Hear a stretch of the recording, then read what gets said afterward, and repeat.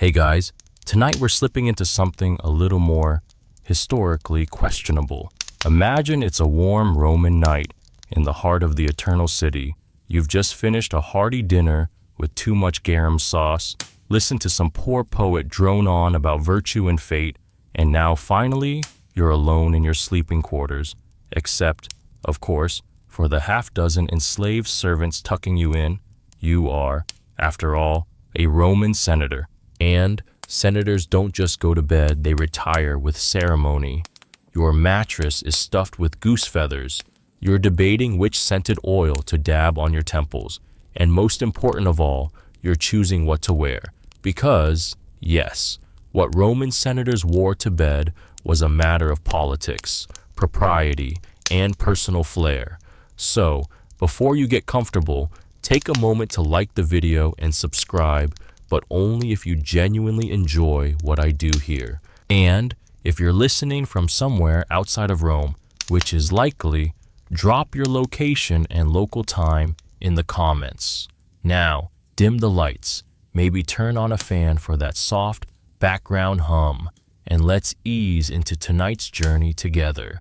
You begin by unfastening your outer tunic, which is stained slightly from spilled wine, a casualty of the after-dinner debate about Carthaginian naval tactics.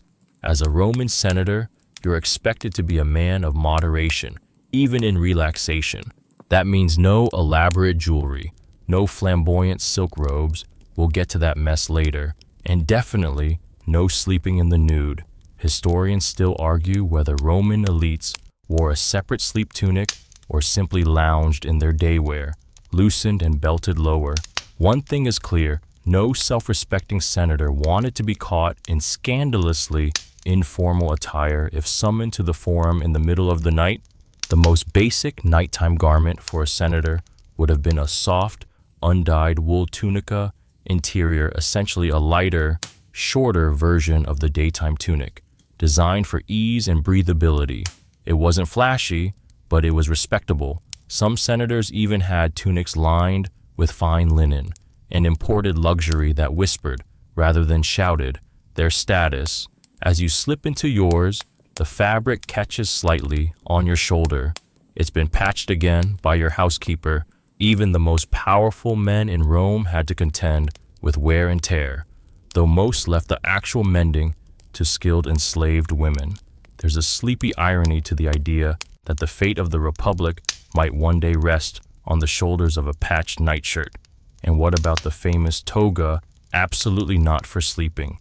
The toga, particularly the toga candida of senatorial class, was for public performance a burdensome, symbolic garment wrapped around the body in complex folds. Sleeping in a toga would be like curling up in bed wearing a business suit, necktie included. It simply wasn't done, unless maybe you were incredibly drunk or making some sort of political point, which, to be fair, did happen more than once. Still, there was an exception to every rule. A curious mention in the Historia Augusta implies that one eccentric senator may have slept on his folded toga as a sort of makeshift pillow. Comfort was clearly not his priority. As you lie down on your linen-covered mattress, you notice how surprisingly firm the bed is. Romans believed in sturdy wooden frames and thick rope lattices. None of this overstuffed softness. After all, you're supposed to be disciplined. The mattress itself is filled with goose down if you're lucky, straw if you're not, and sometimes even imported Spanish wool if you're feeling particularly decadent, one of your body slaves, trained to interpret your gestures without words, gently pulls a light woolen blanket over you. It's striped in muted ochre and ivory. No loud patterns here, not in the bedroom. You close your eyes, breathing in the faint scent of lavender oil that had been dabbed onto your wrists earlier. A small indulgence, yes, but one you allow yourself. Lavender was thought to calm the mind and help with troubled sleep. Just before you drift off, your mind wanders to the laws forbidding certain classes from wearing luxurious clothing at night. These weren't just fashion guidelines, they were full-on sumptuary laws intended to curb extravagance and keep the social order tidy. One decree stated that no Roman citizen, not even senators, should wear dyed silks at night, lest they be mistaken for Easterners or, worse, women of questionable virtue. Yet, surprise, surprise, many senators still imported silk from China via Parthian traders, stitched into their night tunics as secret linings. Historians still argue whether this was open rebellion or quiet indulgence. You, being a man of some discretion and healthy fear of censure, choose a modest woolen tunic. But your neighbor Marcus from 2 doors down, he's been known to lounge in translucent blue silk. The man has no shame. It's said his nightwear could be seen shimmering through his window when the moon was full. The gossip alone is enough to keep the laundresses talking for weeks. A soft snore escapes your mouth, an undignified sound, but no one dares mock it. Outside your chamber, the city murmurs a barking dog, the creak of a cart on cobblestone, the soft slap of sandals on a midnight errand. Rome never fully sleeps. Juarez. But you, Senator, drift into dreams knowing your attire is appropriate, your servants are alert, and your status, like your sleepwear, is perfectly in order. You may not survive tomorrow's Senate meeting, especially if Gaius starts rambling again about grain tariffs. But tonight, at least, you're dressed to rest. Your sleep is short-lived. Of course, you're roused before dawn, not by alarm clocks. Those haven't been invented yet, but by the rustle of sandals and a soft knock. A messenger from the praetor's office stands outside your door, requesting your presence for an emergency meeting, something about new legislation, or maybe a dispute involving the aqueduct contracts. It's unclear. What is clear, you have to get out of bed and look presentable, fast. You swing your legs over the side of the bed, feet landing on a polished stone floor. No plush rug here, those are for the provinces or the scandalously soft. You grab your day tunic, now slightly wrinkled from where it was folded last night, and signal your attendant. He helps you into it, but your mind is still sluggish with sleep. You glance at the nighttime tunic you just peeled off, now folded neatly on a bench. It still smells of lavender and just a hint of the olive oil rubbed into your skin the evening before. As you dress, your mind wanders back to the peculiar culture of Roman bedtime. It wasn't just about clothes. There were rituals, expectations, even bedtime companions, though not all of them voluntary. You see, many senators did not sleep alone. Some shared beds with their wives, others with trusted male confidants, or, more awkwardly, enslaved servants whose job it was to keep watch or provide comfort. Historians still argue whether these arrangements were entirely platonic, or whether they reflected the more fluid attitudes toward intimacy that the Romans, particularly the elite, often embraced without public shame. You remember an anecdote about Scipio Africanus, the great general, who supposedly slept with his sword beside him and a slave boy at the foot of the bed. Whether that story is true or simply an invention of later moralists trying to paint the man as simultaneously vigilant and virile, no one can quite agree. And if you're wondering whether women senators, or rather, their patrician female equivalents, had similar sleepwear habits, the answer is a firm maybe. Roman women, especially of high rank, were known to wear a strophium, a kind of chest band, and a light tunica to bed, often made of softer linen. Their attire was more closely linked to modesty, but also to allure. In private, wealthy Roman women might wear translucent robes or intricately embroidered sleeping gowns. The famous Messalina, wife of Emperor Claudius, was said to have had an entire collection of night tunics stitched with tiny gold birds, delicate, dazzling, and definitely not regulation. But let's return to your own routine. After pulling on your tunic, you grope around for your sandals, which your attendant is already holding. Laces loosen, you step into them groggily. No time for a proper breakfast, maybe a fig, if you're lucky. And as you shuffle toward the atrium, yawning and scratching your head, you pass the household's lararium, the small shrine where the family gods reside. You pause, mutter a half-hearted prayer to Janus, the god of beginnings and transitions, and try not to stumble on the mosaic floor. There's something oddly comforting about this part of the day, the liminal space between sleep and duty, when the world hasn't quite started yet. The lamps are still glowing with faint olive oil flames. The air smells of last night's incense, and your toga hangs nearby, ready to be draped with all the pomp and frustration that entails. But you're not quite there yet. Back in the sleeping quarters, your attendant begins folding your nighttime tunic for laundering. These tunics, despite their relative simplicity, required care. Wool shrinks, linen stains, and the Romans, for all their love of grand architecture and clean-cut stone, were oddly obsessive about laundering. Elite households sent their garments to Fulonici, public laundries that cleaned clothes with a mix of water, clay, and fermented human urine. Yes, urine. The ammonia helped bleach the fabric. You'll never complain about detergent again. Some senators were fussy about this, sending their sleep tunics to be rinsed in imported mountain water instead. Others insisted on having their linens beaten with sticks to ensure softness. One senator even tried soaking his sleeping garments in rose water, a habit mocked mercilessly by Juvenal in his satires.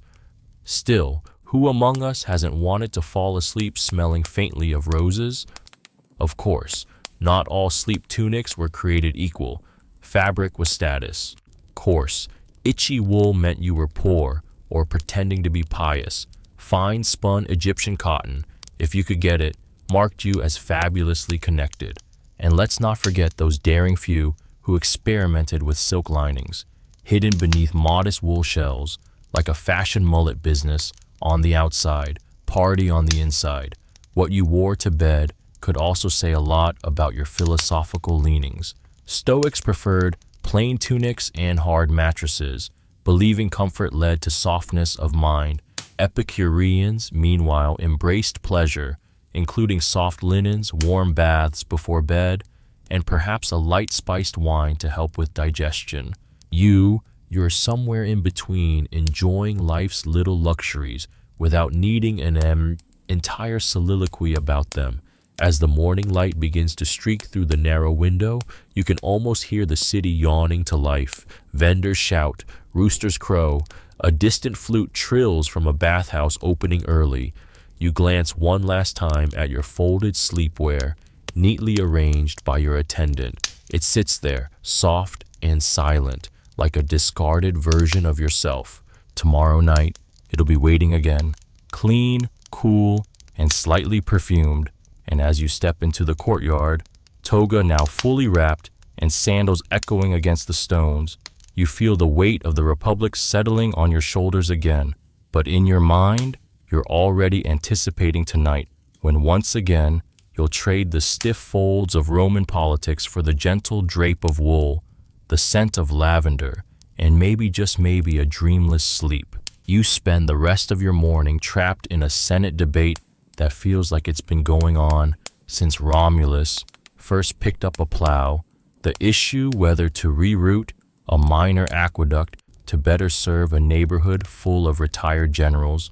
The arguments swirl around you like dust in a sunbeam, endless, looping, and somehow deeply sleep-inducing. By the time you're finally dismissed, the marble beneath your sandals feels hotter than Vulcan's forge, and your eyelids are staging their own rebellion. Still, as you make your way home, you begin to plan your evening. In the Roman world, winding down wasn't just a luxury, it was practically a civic duty.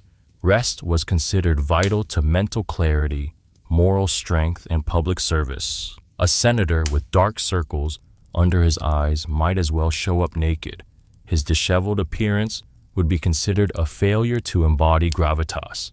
That stoic Roman dignity everyone pretends to value, but mostly uses to criticize other people. So, you prepare to do what any responsible senator does after a long day of listening to Marcus Aurelius complain about drainage.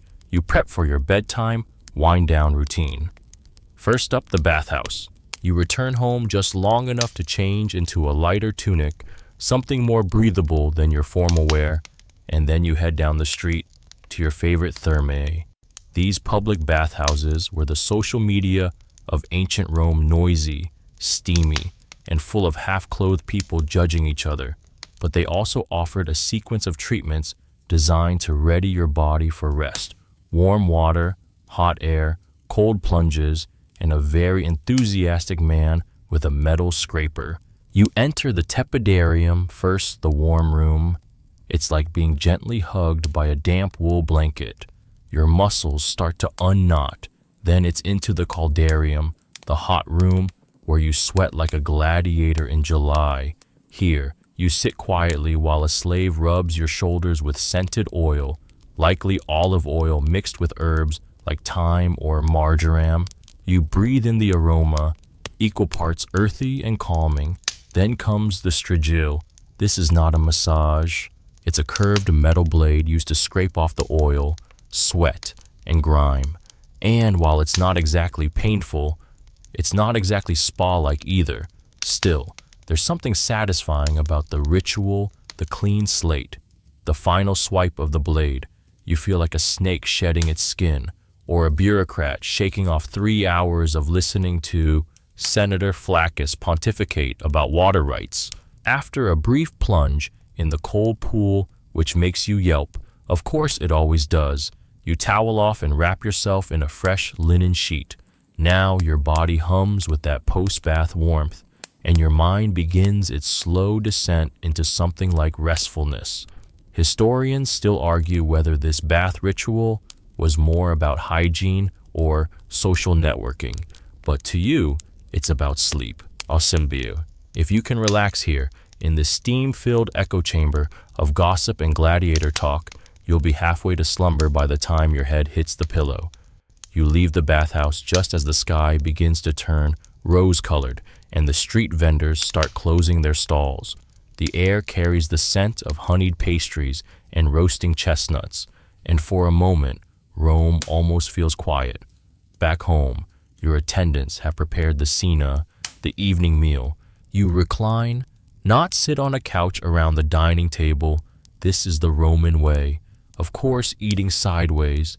You prop yourself on one elbow and nibble your way through lentils, fish, olives, and maybe a few stuffed dormice if your cook is feeling ambitious. There's also wine, always wine, diluted with water to avoid being labeled a barbarian. One goblet, maybe two, but you don't gorge. That would be a rookie mistake. Everyone knows that eating too heavily before bed leads to dreams of chariots and indigestion. In fact, the philosopher Seneca swore by small, simple meals and sleeping on a hard bed with no pillow. You're not that committed to minimalism, but you do skip the second serving of chickpeas. Once the plates are cleared, you excuse yourself. The lamps are lit now, casting golden halos on the walls. Oh, you pass a hallway where two of your slaves are quietly playing dice, trying to look busy as you walk by. You don't scold them. Let them enjoy their moment. You're headed to your private quarters, and your only concern now is slipping back into your beloved sleep tunic. It's laid out on the bed for you fresh, lightly perfumed, folded in perfect thirds. As you remove your dining tunic, you feel the difference immediately. The sleeping garment is softer, looser, and smells faintly of lavender and laurel. You pull it over your head, and it settles around your body like a second skin, familiar and forgiving. Some Romans had special bedtime routines involving short readings, maybe a scroll of Catullus or a few lines of Homer. Others preferred music, played softly on a cithara by a slave trained for exactly this purpose. You opt for silence, broken only by the chirp of night insects outside the window and the occasional distant shout from a drunken poet stumbling home. There's one final task before you slip into bed, securing the door bolt. It's a habit. You slide the wooden latch into place and test it twice, even though your household has enough guards to form a minor phalanx. Still, the act of locking the door is part of your wind down, a symbolic gesture, A declaration that the Republic can wait until morning. As you lower yourself onto the bed, the cool linen sheets whisper against your skin. The mattress stuffed with straw and feathers creaks softly under your weight. You exhale, your eyes drift toward the ceiling, where the faint glow of the oil lamp flickers against the plaster. You're warm, you're full, you're clean, and, most importantly, you're once again in the company of your faithful sleep tunic, a modest little rectangle of fabric that carries more peace than any Senate decree.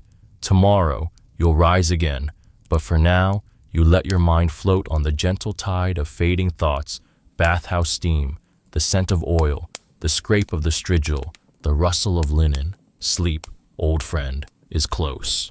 The moment you start to drift off, there's a familiar creak, your personal servant pushing open the bedroom door, just a fraction, checking to see if you need anything else. You grunt softly, half in protest, half in gratitude. He takes the hint, and the door clicks closed again. Finally, stillness. But here's the funny thing about Roman bedrooms, they're not always bedrooms. The room you're lying in, the cubiculum, is multi-purpose. Sure, it's where you sleep, but it's also where you might receive close friends, conduct sensitive business, or escape your mother-in-law. Depending on your wealth and property size, it might even double as a personal shrine room. So, when you look around at the frescoed walls, soft, faded scenes of nymphs and vines, it's hard to forget that you're slumbering in a space meant for more than dreaming. You stretch once, roll onto your side, and let your hands slide under the edge of your feather-stuffed pillow. Your tunic shifts softly with you. It's longer than your daywear, hitting around mid-calf, with generous sleeves and no irritating belt to cinch your waist. Some senators, especially the ones from colder provinces, might layer with a wool shawl, but you prefer the feeling of linen straight against your skin, lightweight, whisper thin, like sleeping inside a papyrus scroll. Now, you might be thinking, did they really have special sleepwear?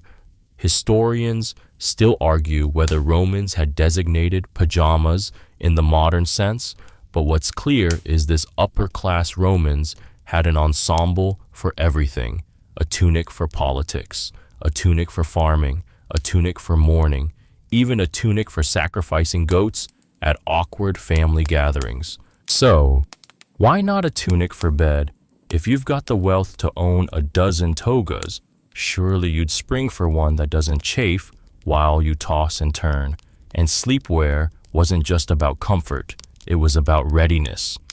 Imagine being woken up at midnight to deal with a messenger from Gaul or a fire in the granary. You'd want to look halfway respectable, even in your foggy half-sleep. No one wants to be caught in a wrinkled toga with bedhead and drool crust. So, your tunic is both functional and dignified. It's a soft ivory color, not bright white. Mind you, because bleaching linen is a time-consuming luxury. Just a hint of cream, with a decorative stitched border near the hem. Maybe some blue or burgundy, maybe your initials tucked into the pattern, in case it gets lost in the laundry shuffle. Not flashy, just subtly senatorial. The lamps flicker low, and you can hear the household beginning to quiet. Footsteps recede into far-off corridors. The dogs at the villa gate settle down with one last woof. Somewhere, a donkey brays a final, indignant note, and then nothing but the night. But of course, this is Rome. True silence doesn't last long. You're just on the edge of sleep when the nocturnal noises begin. A neighbor's lute, badly tuned, a drunken shout from the street, likely someone arguing about oysters, and, on particularly exciting nights, the whir of a chariot wheel as some young patrician races back from a feast, convinced he's the next Achilles. You roll over again. The bed creaks slightly under your shoulder. The straw is packed firm, but not unyielding. A servant refills it monthly, using aromatic herbs between the layers, sometimes dried lavender or chamomile, which you suspect is less about comfort and more about masking the musty smell of last month's stuffing. And then there's the matter of pests. Let's not pretend Roman homes were squeaky clean. Even the most polished marble villa had its share of uninvited guests. You've woken before to the faint tickle of an ant crossing your foot, or the rustle of a mouse in the corner, and bed bugs. Oh yes, they're as ancient as the empire. That's why some senators swore by laying bundles of mint around their sleeping areas, believed to repel the little critters. Whether it works or not, historians still argue. Tonight, though, the linen smells fresh, the bed's been swept, and not even a spider dares cross your floor. You're grateful. Your mind, finally, starts to release its grip on the day. But before full sleep takes you, a flicker of curiosity bubbles up one last sleepy wonder. What did other Romans wear to bed? You've heard the stories. Emperors sometimes slept naked, claiming it was more natural, whatever that means. Aluo. Others wore elaborate embroidered night robes, so grand they could double as temple vestments. One rumor says that Nero had a sleep tunic made entirely of Tyrian purple silk, ridiculously expensive and uncomfortably slippery, if you ask your opinion. But, then again, comfort wasn't Nero's strong suit. Slaves often slept in the same tunics they worked in. No wardrobe change, no soft sheets, just the corner of a mat and a shared wool blanket. It's a reminder, even in your drowsy state, of the sharp divide between your world and theirs. Still, you're grateful for your tunic, your bed, your quiet, and yes, even for that brief moment earlier when your servant barged in and ruined your first attempt at sleep. At least someone's watching out for you. You sigh, stretch, let your limbs settle in that just right position, where every muscle knows it's finally done for the day. And as your eyes close again, the last thing you think about is how strange it is that, for all Rome's conquests, wealth, and grandeur, some of its most peaceful moments come not in marble halls or senate forums, but here, wrapped in linen, alone in the dark, chasing sleep like a child, chasing fireflies. Somewhere in the distance, a fountain trickles a soft, rhythmic murmur. You've drifted past the edge of full awareness now, floating somewhere between the folds of sleep and the haze of half-memory. Yet as you shift under your blanket, it rustles just enough to remind you of one very Roman truth. Going to bed isn't just about what you wear, it's also about what you sleep on. Your mattress tonight is stuffed with straw, layered tightly between smooth linen sheets. Not too soft, not too hard. Think of it as the Goldilocks zone for the Roman elite. Of course, that's if you're lucky. Many senators preferred mattresses filled with feathers, wool, or even exotic materials like moss or dried seaweed, depending on what tickled their fancy or soothed their aching backs. Feather-stuffed pillows were the height of comfort, and it's likely you've got one tucked under your head now, flattened slightly from years of use, but still holding its shape, like a dignified old statesman nodding off mid-debate. That blanket tugging up around your shoulder wool, soft enough not to itch, thick enough to ward off the night chill, which can surprise even a Roman summer. You might have a second one rolled neatly at the foot of your bed, in case the breeze picks up or you want to bundle your feet like a roast chicken. And your bed frame. It groans a little when you shift. Solid wood, possibly walnut, with roped webbing beneath the mattress, tight cords woven across the frame to provide just enough give. If it ever sags, your household steward will have a servant retension it. But tonight, it feels fine. Balance, just firm enough to remind you that, even in sleep, you remain someone of status. Let's not ignore the rest of the room. Either, you're not floating in a void. Your cubiculum may be small, but it's meticulously decorated.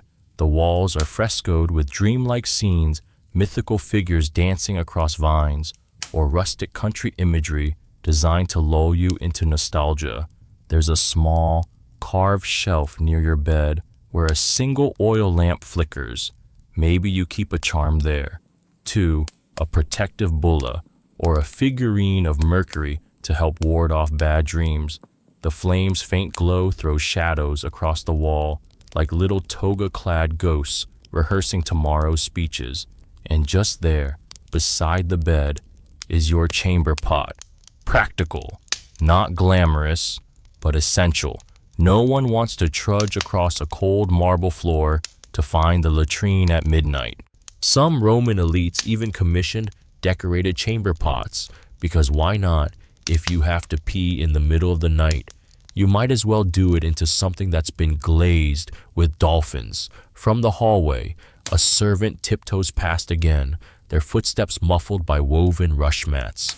The house never fully sleeps. Someone's always tending to something, cooling the fires, turning over amphorae, adjusting the position of the family's lares and penates if someone's had a particularly bad dream. Speaking of bad dreams, Romans took dreams very seriously. You may not remember last night's, but if it featured a raven, a crooked tree, or someone offering you wine with their left hand, you'd have gone straight to the household augur for interpretation. Historians still argue whether Romans truly believed every dream was a divine message, or whether it was just a convenient way to excuse their more eccentric bedtime rituals. One senator was rumored to sleep with his head facing east. Every night, he claimed it aligned his thoughts with the sun. Another never allowed garlic in the bedroom, fearing it would confuse the household gods. You keep it simple. Blanket, pillow, a quick word to Fortuna under your breath, maybe a sip of wine if the day's been long. Nothing superstitious, just respectful. Let's not forget the sleep schedule. Romans, like many ancient cultures, lived by the sun. That meant sleeping shortly after nightfall and rising with the dawn. But within that, they often practiced biphasic sleep. You might drift off for a few hours, wake in the dark to read, reflect, or whisper secrets with a lover, and then slip back under the covers for a second round of slumber. You've done it before, that quiet candlelit hour. When the world feels paused, there's nothing quite like it. And on some nights, like tonight, you find yourself imagining who else across the empire is doing exactly this. Somewhere in Alexandria, a merchant dozes beneath the scent of papyrus ink. In Gaul, a centurion snores loudly beneath his fur blanket. In Pompeii, well, let's not think about Pompeii too long. Back in your own room, your breathing evens out. Your body is still, but your mind drifts humming faintly with the pulse of 1,000 years. Sleep in Rome isn't just rest, it's ritual, architecture, politics, a soft tunic, a creaky bed frame, and the reassurance that, come morning, you'll rise once again to face the Senate, fully cloaked in dignity and mildly irritated by pigeon droppings on your sandals.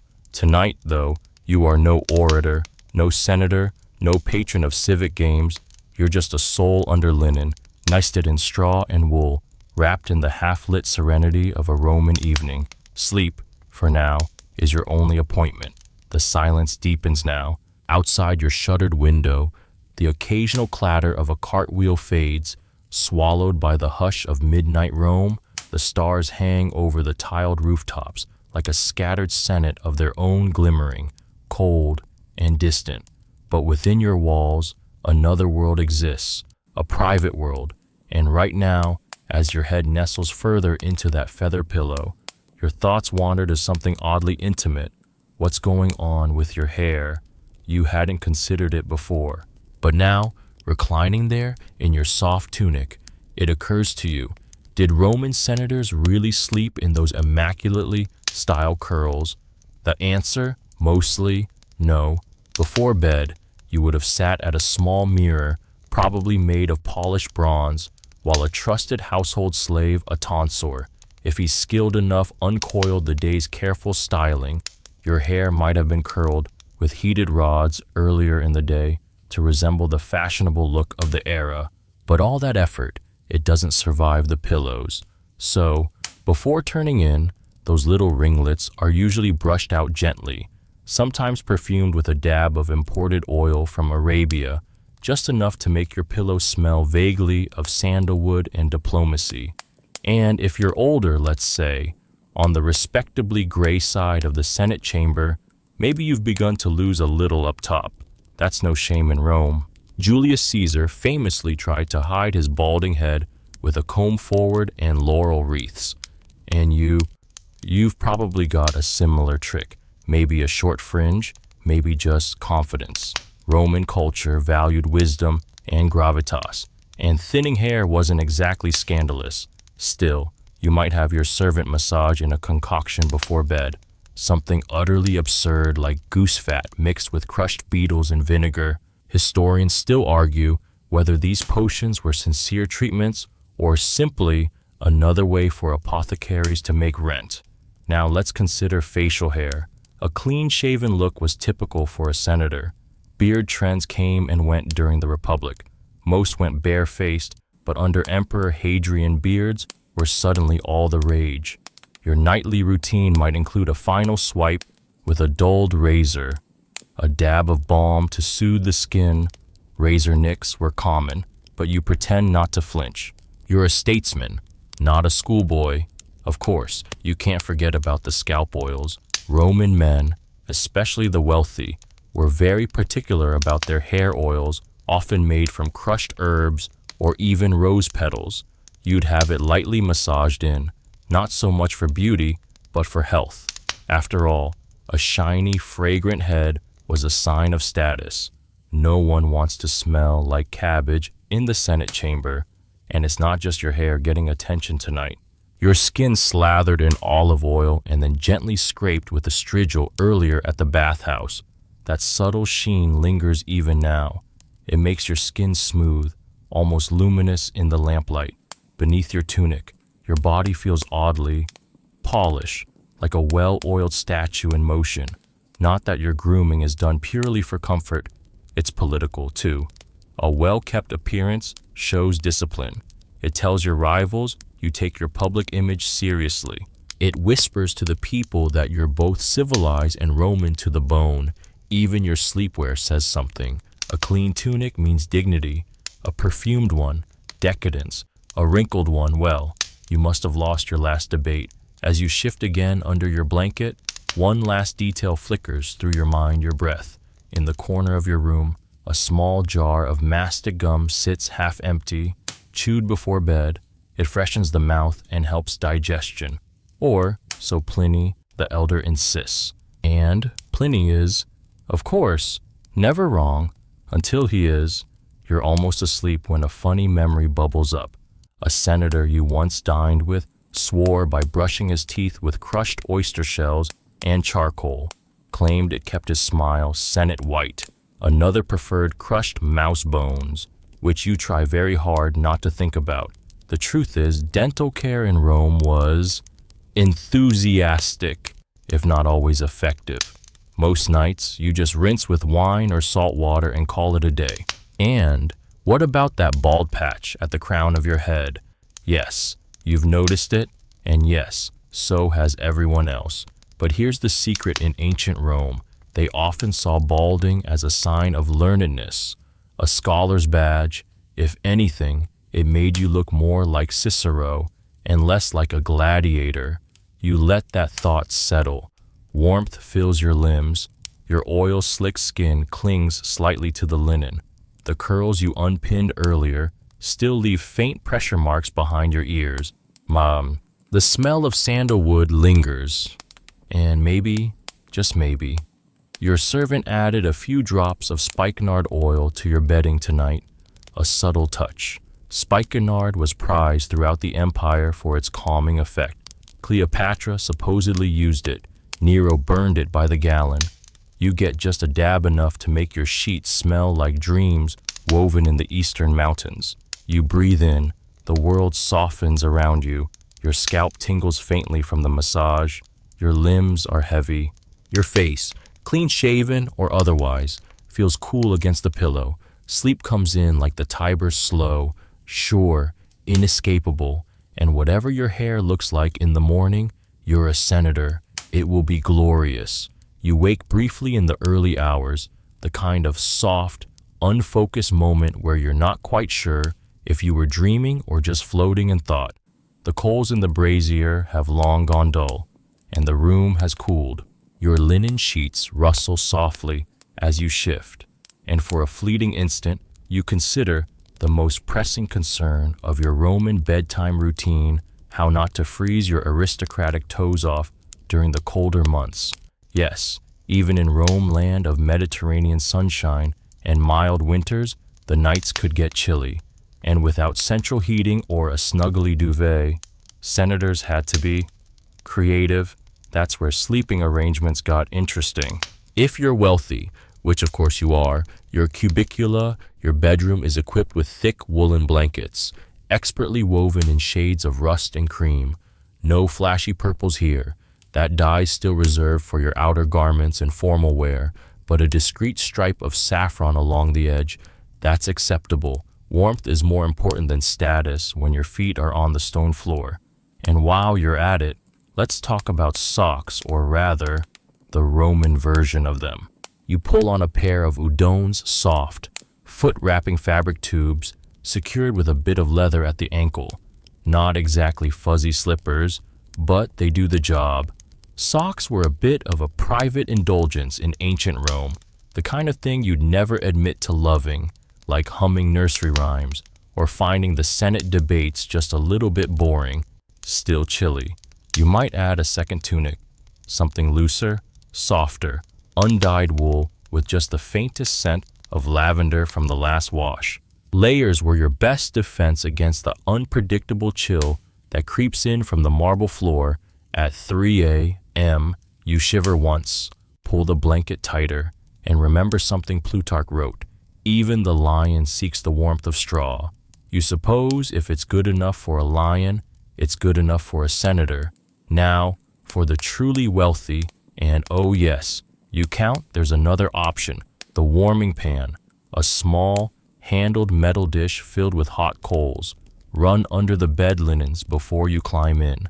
Not too close. Mind you, you're still healing from that unfortunate incident with an overly enthusiastic slave who thought very hot was just right. Historians still argue whether the Romans used these regularly or only on the coldest nights, but the smell of lightly singed linen suggests it's a common ritual in your house. And then there's the human solution. No, not that kind. This is PG-13, remember. We're talking about bedfellows, but not in the romantic sense. In many aristocratic households, warmth was shared. It wasn't uncommon for senators to share beds with their sons, nephews, or even close political allies when traveling. The logic was practical. One body generates heat. Two, double the savings on charcoal. The only downside, snoring, and that one cousin who always steals the blanket. But tonight, you're blessedly alone. Just you and your blankets and the dying warmth of the evening fire. Your slave might have left a flask of warm milk by the bedside, infused with crushed dates and a touch of honey. It's thick and soothing, almost pudding-like, and Roman doctors swore by it for settling the stomach before sleep. Pliny, the elder again, always full of ideas, once declared it the drink of wise digestion, though frankly, Pliny also once suggested that wearing a dead weasel around your neck would cure sore throats, so you take his endorsements with a pinch of salt. And speaking of digestion, you sigh. The evening cena, your final meal, was a heavy one. As a senator, you don't eat with wild abandon like a gladiator or some garum-soaked street vendor. Still, even modest Roman banquets included several courses: eggs, fish, a bit of boar, honey-glazed dormice if you're feeling fancy, and then fruits and nuts to round things off. Tonight, you were polite but full, maybe too full, which is why you're slightly regretting that third helping of lentils. The Roman approach to digestion was active. Before bed, you might chew a bit of fennel seed or licorice root, maybe sip a light wine diluted with warm water, meant to cut the humors, as Galen might say. You'd also stretch gently, arms overhead, twisting your spine with a soft crack, hoping to encourage natural rhythms. Whether or not this works is debatable, but it feels nice, and besides, It gives you something to do while your bed cools from hot pan to reasonably comfortable. As you nestle deeper into the blankets, stomach humming, toes finely warm, you marvel a little at how calculated bedtime is in your life. This isn't just sleeping, it's a performance. Every detail, from your socks to your after-dinner herbs, is part of a larger script. A senator must sleep like a senator, clean, calm, and ideally not waking up in the middle of the night to wrestle with indigestion. You roll to your side. You think briefly of Marcus down the street. Last week, his household caught fire from an unattended oil lamp. Everyone made it out barely, but now he's known as Marcus the Sooty. That's why you never leave your lamp burning through the night. Instead, a small ceramic nightlight, shaped like a lion, glows softly on the table beside you. A flickering flame, gently guttering, casting dancing shadows across the ceiling beams. Outside, an owl hoots, a dog barks far off, and closer to home, your body begins to relax. Even the minor complaints of digestion are ebbing now, soothed by time, warmth, and the sleep-inducing charm of familiarity. Soon, you will sleep fully again, deeply. Even a Roman senator needs 8 hours, though they'll only admit to 5. Sleep comes and goes in waves tonight, and you surface again just as dawn begins to flirt with the horizon. But instead of getting up, you remain still drifting in that hazy space between dreams and waking, your mind casually wandering to the people responsible for ensuring this cozy little bedtime ritual even happens. After all, a Roman senator doesn't pull on his own udonis or mix his own sleep draft. That's what the staff is for. Ah yes, your slaves, or, to be polite in your own thoughts, familia. Household slaves were as woven into the Roman world as aqueducts and olive oil, and your own staff is no exception. You've got the standard cast of characters, the older body servant who's seen more senators come and go than the forum stones, the young boy who still confuses your ceremonial sash with your bath towel, the quietly efficient woman who handles your meals with the kind of precision that would terrify a legion quartermaster. They're up long before you, of course, tending fires, folding garments, checking the brazier for lingering embers. It's thanks to them that your water was heated before bed, your chamber pot was discreetly emptied, and your sandals were set just so beside the bed. You don't even need to think about these things anymore. You just expect them, and they're done. It's not glamorous work. For the slaves assigned to the cubicula, especially the ones tasked with preparing their masters for sleep, the job is a delicate balance of timing and tone. Too fast, and you seem rushed. Too slow, and you're wasting a senator's time. Historians still argue whether these personal attendants were more akin to family or finely tuned furniture, but you suppose the truth is somewhere awkwardly in between. You remember a story from a dinner party, one of those moments where someone tries to be funny at another's expense. A visiting magistrate boasted that his sleep slave could fold a tunic so smoothly it looked like poured milk. You tried not to smirk at the idea of comparing laundry to beverages, but secretly wondered if your own servant could do better. Later that week, you had him try. You still think he won. Of course, not every senator is as refined as you. Some are known to bark orders, demand foot massages at midnight, or insist on being sung to sleep with poems from Catullus, despite being unable to stay awake past the second stanza. It's said one senator even commissioned a sleeping couch carved entirely from cedarwood and demanded it be dismantled and transported wherever he traveled. Naturally, he never quite slept right unless it squeaked in exactly the same way. Rich men and their squeaky beds, truly, Rome at its finest. Then there are the bed makers, the lecticarii, whose job it is to arrange your lectus perfectly, not just once, but multiple times. After all, a senator may rise at midnight to relieve himself or pace the atrium brooding about taxes, and when he returns, He expects the covers to be fluffed just so, with the pillow cool to the touch.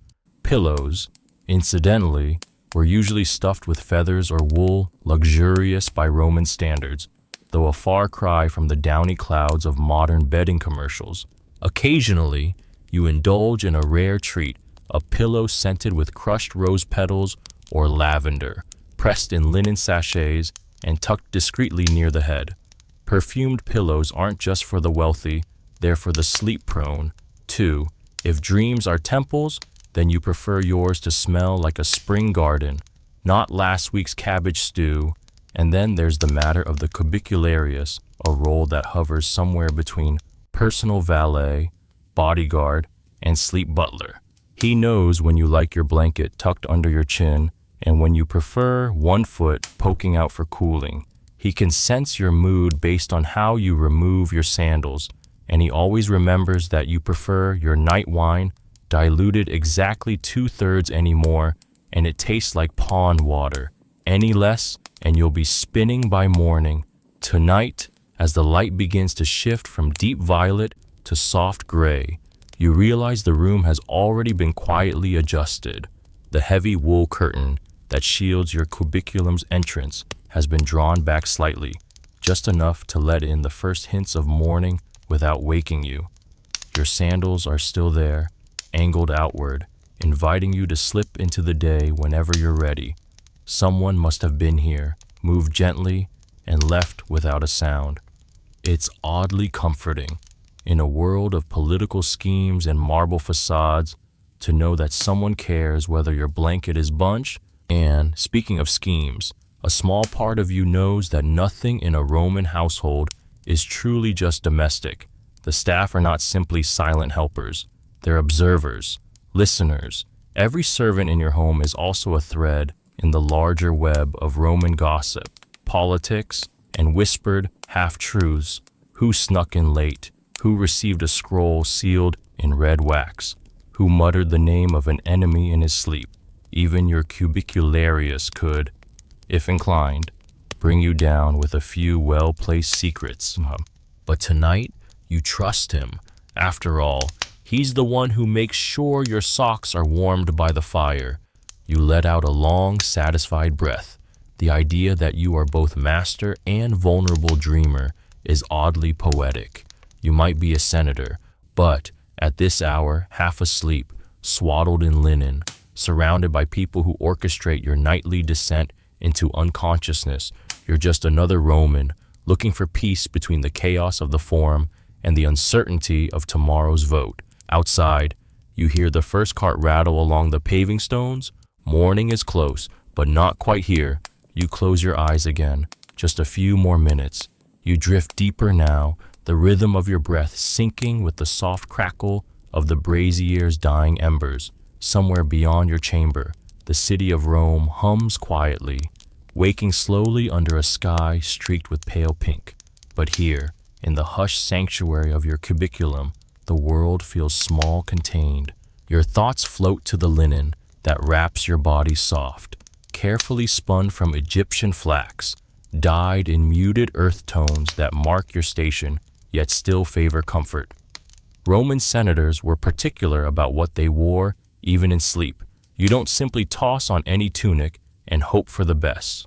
No, your nightwear is a study in balance, loose enough to let the evening breeze slip under the folds, but snug enough to ward off the chill that seeps into marble rooms at dawn. Imagine a lightweight subligaculum, essentially a loincloth, and over it, a tunica, the simplest version of your daytime garb, but made from finer, softer fabric. It's an understated elegance you're dressing for rest, but rest in Rome is never without its rules. You might imagine the contrast between the crisp togas you wear to the Senate and this gentler, more private version of yourself.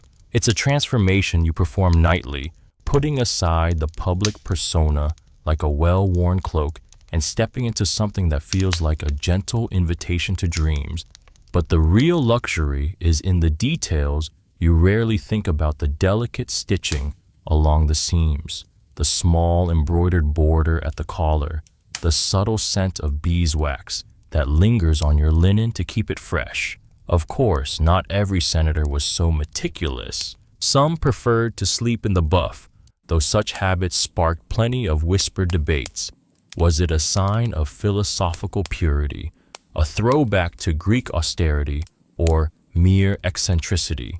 Historians still argue whether such practices were common or simply exaggerated anecdotes passed down by moralizing writers. You recall a tale overheard in the baths. A senator known for his sleepless nights tried wearing nothing but a thin linen scarf around his waist. The idea was to feel the night air, or so he claimed. Yet, it only earned him teasing nicknames and a reputation for oddity. The scarf, in truth, did little to improve his rest, and you suspect he returned to his usual garb out of sheer practicality. And speaking of practicality, your feet bare or clad in soft leather slippers matter more than you might think. The Roman bedroom was a cold place once the sun set, and warmth could be a precious comfort. Some senators insisted on wearing wool socks, even in summer, to stave off chills, while others swore by thick, padded sandals that insulated their feet as well as protected them from cold floors. You find it amusing how something so simple, footwear, could become a mark of status or personality. There was one senator, famous for his pedantic nature, who had his slaves craft multiple pairs of slippers, each labeled for different times of the night, for reading, for pacing, for dreaming. Imagine the fuss. You like to think your own night footwear is less complicated, just soft, serviceable, and quietly warm. But sleepwear wasn't only about comfort, it also carried symbolic weight. Purple-dyed fabrics were expensive and highly regulated, reserved for the elite. Wearing purple at night might signal your rank to any visitors or servants who entered your chamber. Yet, you avoid such ostentation when it comes to bedtime. There's an unspoken rule that true luxury is invisibility garments that are so well made, so perfectly worn, that they don't draw attention but make every night easier. The accessories you choose, or more accurately, don't choose, add another layer to this picture. Unlike the day, when rings and signet seals are tools of power, your nighttime self strips these away. No gold, no heavy jewelry. The only adornments permitted are subtle, a finely braided leather belt to hold your tunic loosely in place, or perhaps a small amulet tucked beneath your pillow for protection against restless spirits. You wonder about the whispered superstitions attached to sleep. Some senators swore by wearing a simple twig of rue or placing a charm under their pillow to keep nightmares at bay. It's a mixture of superstition and early psychology, a gentle attempt to control the uncontrollable world of dreams. You recall reading that even Emperor Augustus carried a charm inscribed with the god Mercury's name to protect him in sleep.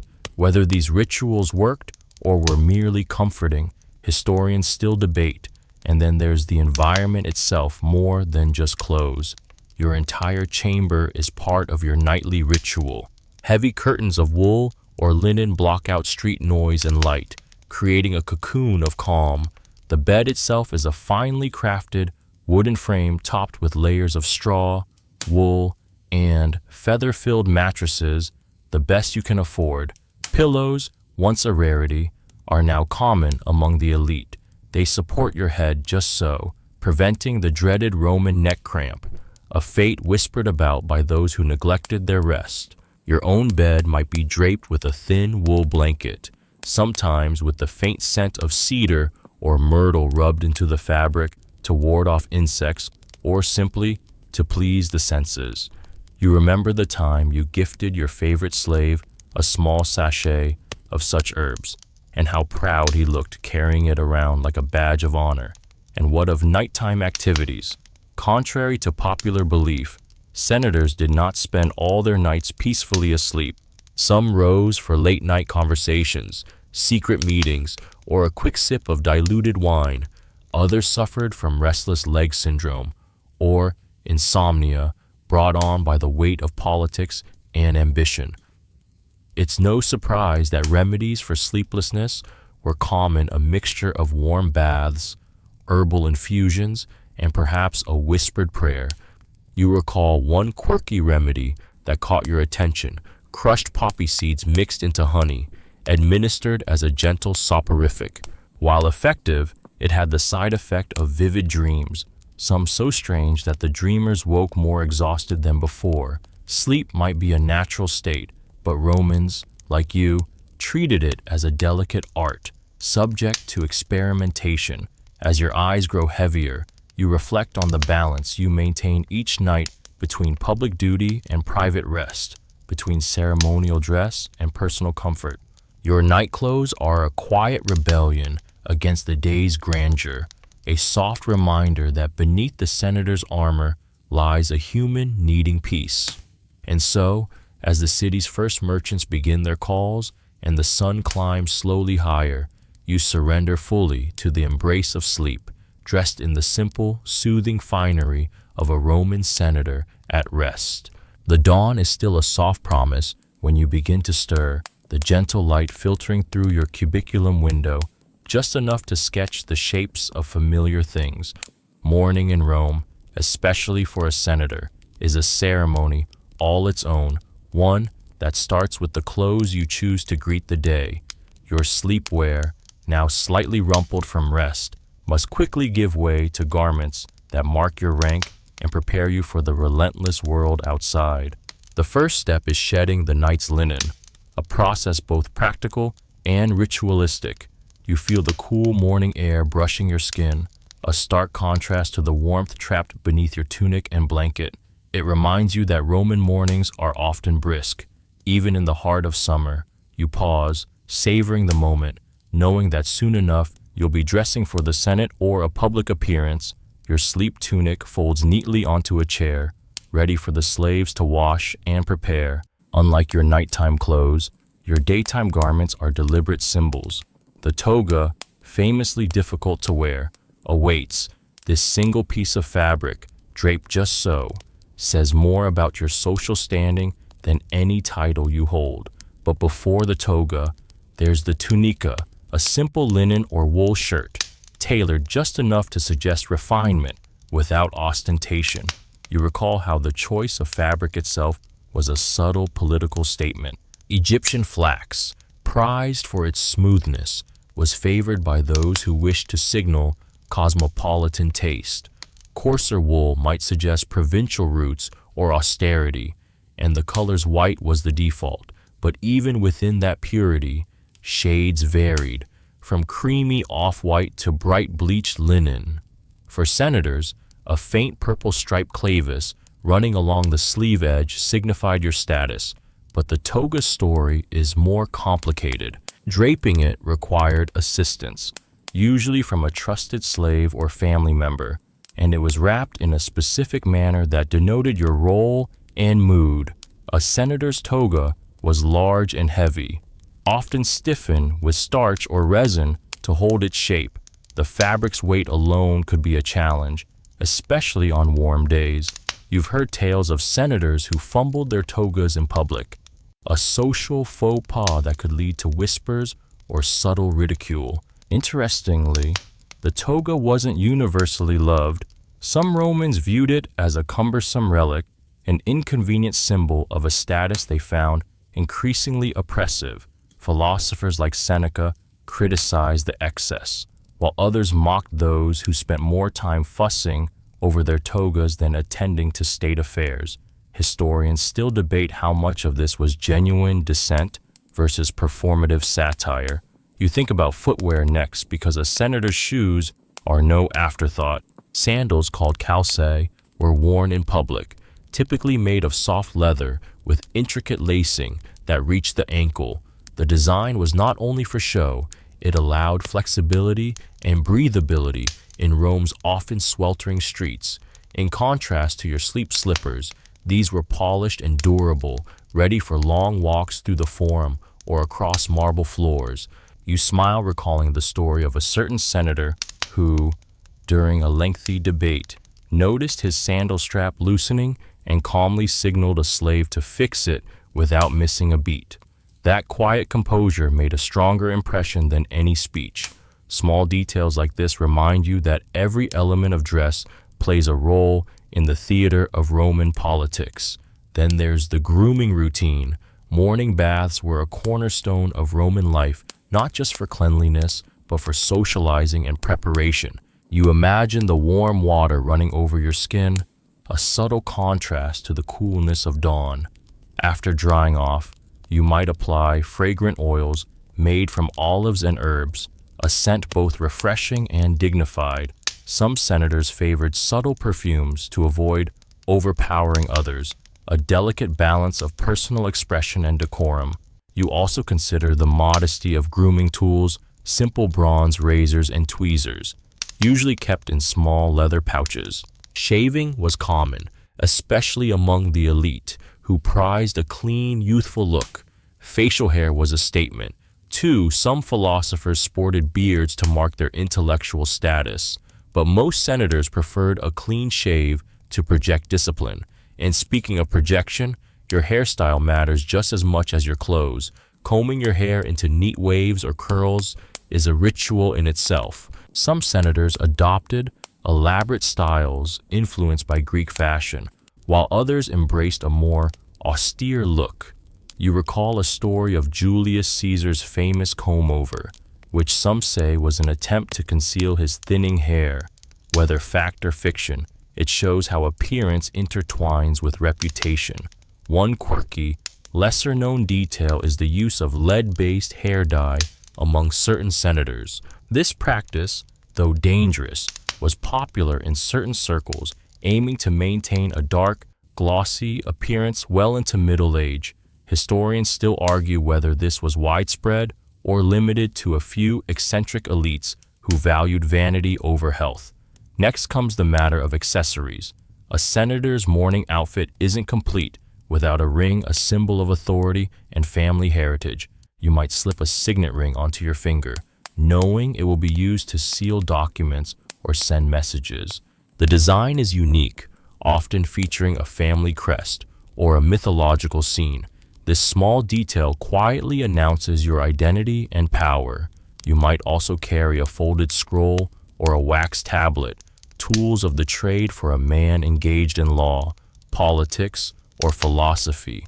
Even as you dress, your mind drifts to the day's agenda, and these objects anchor you to your duties. Finally, the last piece of your morning ensemble is a cloak, either a simple painula for travel or a more formal pallium for ceremonies.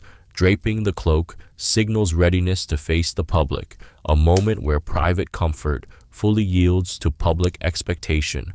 As you step out of your room, fully dressed and prepared, you realize how the act of dressing is a meditation, a series of small, intentional movements that connect you to tradition, duty, and identity.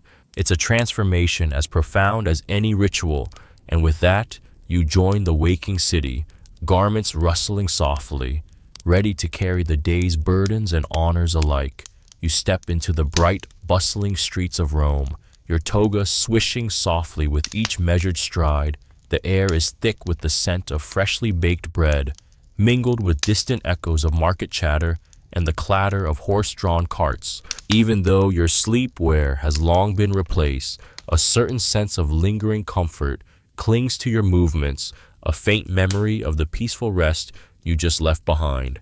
Dressing for the day may be a ritual of status and expectation, but the transition from private rest to public life is never quite seamless.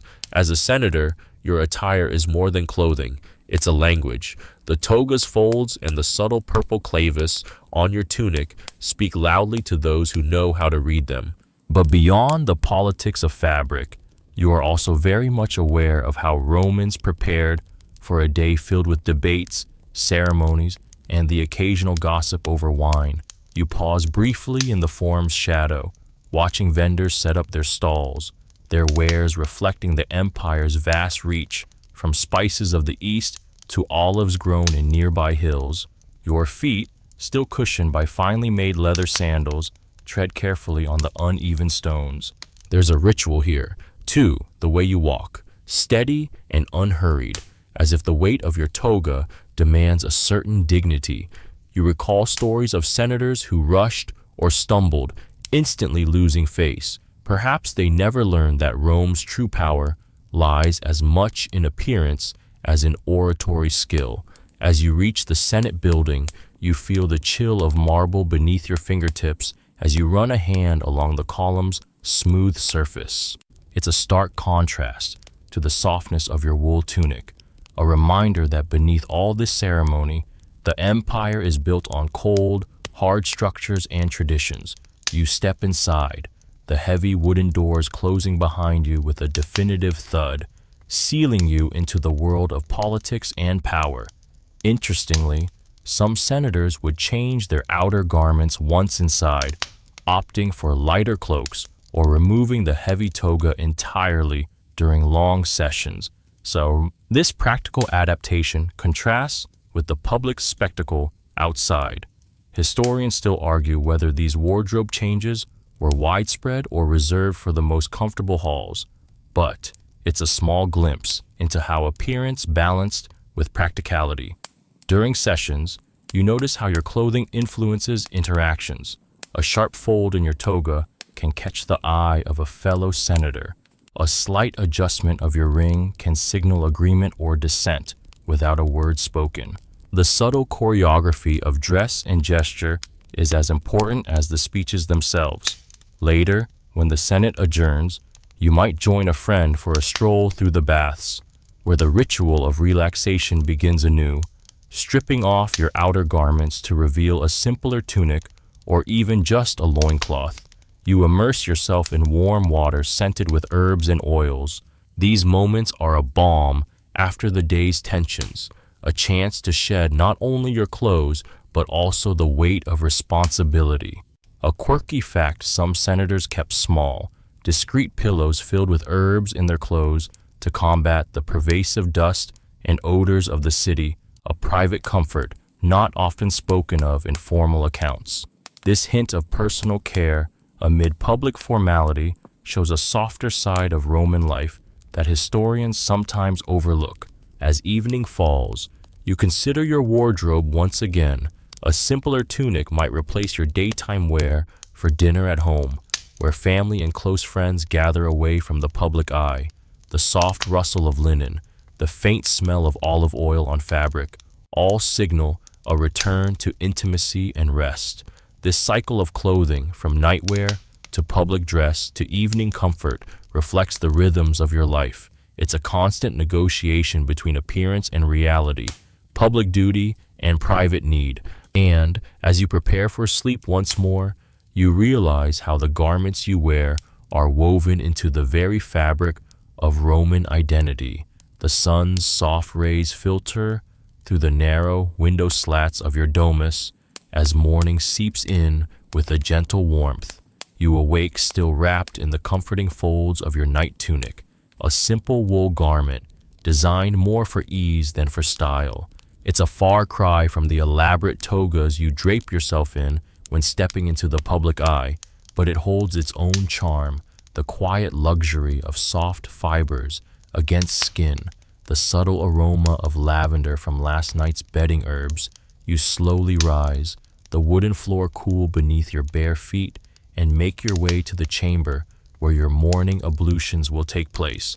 Roman baths, of course, are not just about hygiene, but a ritual of refreshment, socialization, and status. You might not have your own private bathhouse like the emperor, but the public thermae serve as a communal oasis.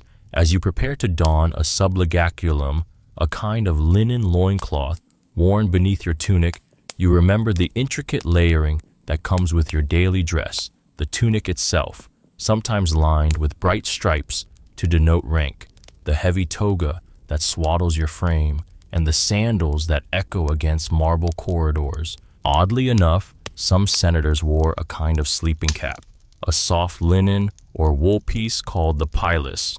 Though this was more common among lower classes, wearing one to bed was thought to protect against evil spirits or, more practically, to keep the head warm during chilly nights in unheated rooms.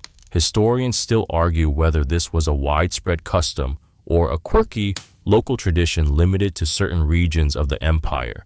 As you splash cool water over your face, the sensation is both bracing and soothing, a perfect way to rouse yourself for the day ahead. The baths themselves are an architectural marvel, vast spaces with heated floors, pools at varying temperatures, and even libraries and gyms nestled within their walls. The contrast to your modest sleeping quarters is stark but somehow harmonious in the rhythm of Roman life. There's an almost poetic order to this layering, from the simple night tunic to the complex public toga, and it mirrors the layers of society itself. You think about the silk routes that brought exotic fabrics from the east, the sheep farmers in the Italian hills whose wool made these garments possible, and the tailors whose fingers shaped each fold. Every stitch carries a story, every garment a symbol. Curiously, some Roman senators had a habit of perfuming their nightwear with subtle scents like rose or myrrh, a practice that probably sounds surprisingly modern. This small luxury contrasted with the harsher realities of daily life and must have offered a tiny indulgence as they drifted off to sleep. Perfume, after all, was not just for vanity, but an essential part of Roman hygiene and health philosophy. When dressing for the day, you might add a bulla, a protective amulet worn around the neck, though this was typically reserved for children. The idea of protective charms, however, filtered into adult life as well, with many senators carrying small tokens or inscribed rings thought to bring good fortune or ward off misfortune. This balance between comfort, superstition, and social expectation threads through every aspect of your wardrobe, even in sleep. You muse on how what you wear to bed quietly shapes how you rest, and how, in turn, your rest shapes your day. As evening falls and the city's bustle fades to a murmur, you prepare once more for rest, slipping into your chosen nightwear. Tonight, you ponder the curious role that bedding itself played in Roman comfort and status. While you're snug beneath woolen blankets woven by skilled artisans, you recall that not every Roman senator's sleep was equally cushioned. Wealth dictated the difference between a pile of straw and a feather-stuffed mattress. Your bed, a wooden frame crafted from Mediterranean cypress, is a testament to both practicality and prestige. It's not just a place to lie down, but a symbol, a statement piece adorned with inlaid ivory or bronze, depending on the fortunes of your family. The mattress, filled with wool or reeds, is layered with linen sheets, cool and breathable in the warm Mediterranean climate. Pillows, stuffed with feathers or horsehair, provide the perfect neck support for dreaming, though historians still debate how widespread pillow use really was among Romans. The custom of sleeping propped up was common among the elite, a habit you might have picked up to ease digestion after those famously indulgent Roman dinners. Rather than lying flat, you recline on a lectus, a cushioned couch that doubled as a bed, keeping you semi-upright. It's a small comfort that underscores the Roman obsession with posture, even in rest. Oddly, the practice of sharing beds with family members or even guests wasn't unusual. Privacy, as you might expect it today, was a luxury beyond the reach of many Romans. Sometimes, children, slaves, and even pets shared the same sleeping quarters, blending warmth and noise in ways modern sleepers might find unsettling. You recall a fringe tidbit. Some ancient writers suggest that senators' wives would keep small lamps burning all night, a tradition believed to ward off nightmares or, perhaps, unwanted nocturnal visitors. The linens themselves carried significance. White was the color of purity and status, and your sheets would be regularly bleached with sulfur or sun. The faint scent of these treatments mingled with the herbs tucked beneath your pillow, lavender, rosemary, or even mint, each chosen to calm the mind and soothe the body toward sleep. Scholars still debate whether these aromatics had any real medicinal effect or were purely ritualistic. a way to impose order on the chaotic nature of dreams. Then there's the matter of nightwear hygiene. Contrary to what you might think, Romans rarely washed their clothes frequently, especially night garments. Instead, airing out tunics and bed linens under the sun was considered sufficient. This practice might raise a few modern eyebrows, but in the dry Mediterranean climate, it was an effective way to reduce dampness and odors. As you nestle deeper into your bed, thoughts drift to the nighttime rituals that accompanied sleep prayers, to Somnus, the god of sleep, or to the Lares, household spirits who guarded your rest. You imagine yourself murmuring these quiet invocations, a last gesture of control over the unknown realm of dreams and the night. There's a gentle humor in how the very fabric of your night, the clothes, the bedding, the scents mirrors the larger Roman world, structured, symbolic, and just a little superstitious. It's a reminder that even in sleep, the trappings of status and culture never truly loosen their grip. You awake slowly, the soft morning light filtering through your window's lattice, casting gentle patterns on the walls of your domus. The rituals of waking are just as laden with meaning as those of resting. Your nightwear, carefully chosen for comfort and status, now transitions into garments fit for greeting the day. Yet the memory of that restful attire lingers. Romans didn't simply roll out of bed. Instead, you rise with intention. Perhaps you loosen your night tunic, a simple linen garment, loose and breathable. Your slaves stand ready to assist, helping you change into your day clothes, the flowing toga or the practical tunic, depending on the occasion. The act of dressing is a performance, a preparation for the political machinations and social encounters awaiting you. An intriguing fact is that the very colors of your nightwear could subtly signal mood or health. Some senators favored pale hues to soothe the spirit, while others might choose dyed fabrics, rare and costly. Even for sleep, scholars still argue whether colored night garments were a widespread trend or limited to a flamboyant few. Your morning routine includes personal grooming, a ritual in itself. You recall the scent of oils used to freshen the skin after sleep, the application of scented pomades, and sometimes even a light face wash with a paste of crushed herbs. These simple acts are a gentle bridge between night and day, care and ceremony. There's a curious and somewhat humorous tidbit. Some Roman men reportedly used lead-based cosmetics to achieve a pale complexion, a beauty ideal among the elite.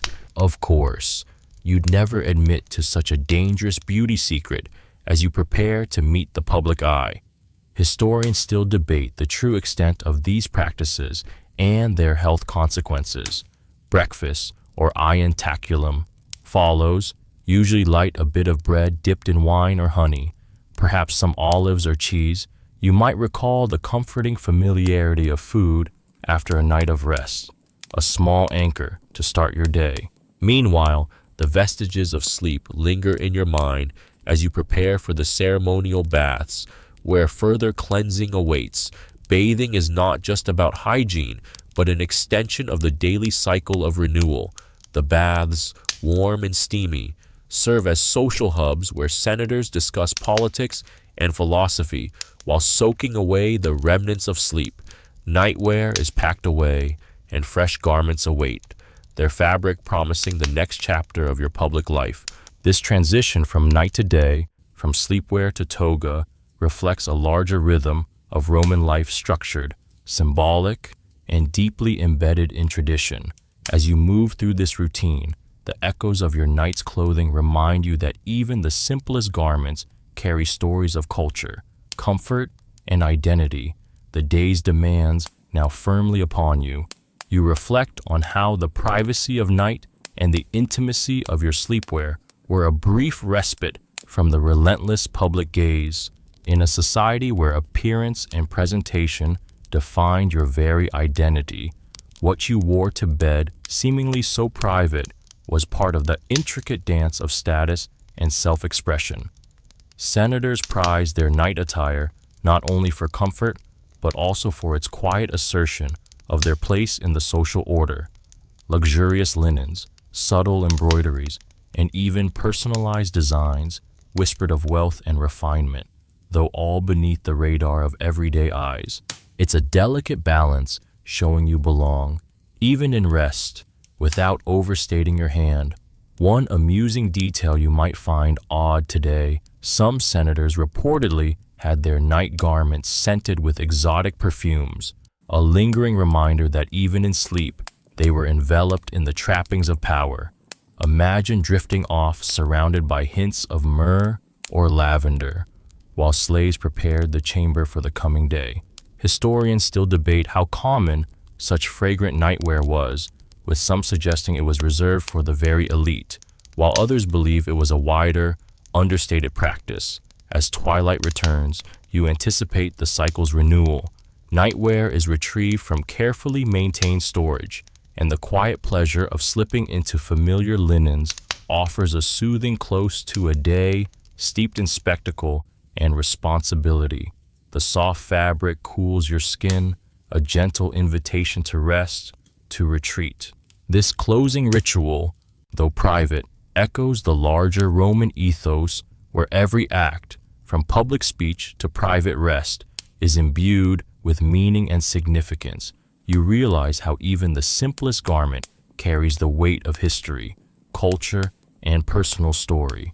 So, as you prepare to rest tonight, imagine yourself in those softly worn tunics and linens, embraced by the calm and continuity of Roman tradition.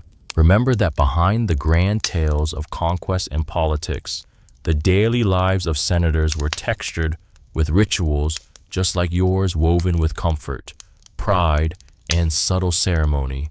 Now, slow your breathing, soften the edges of thought, and let the quietness of this ancient world lull you deeper. The stories of fabric and routine fade gently as your mind drifts, carried on the soft folds of linen, wrapped in the calm embrace of centuries past.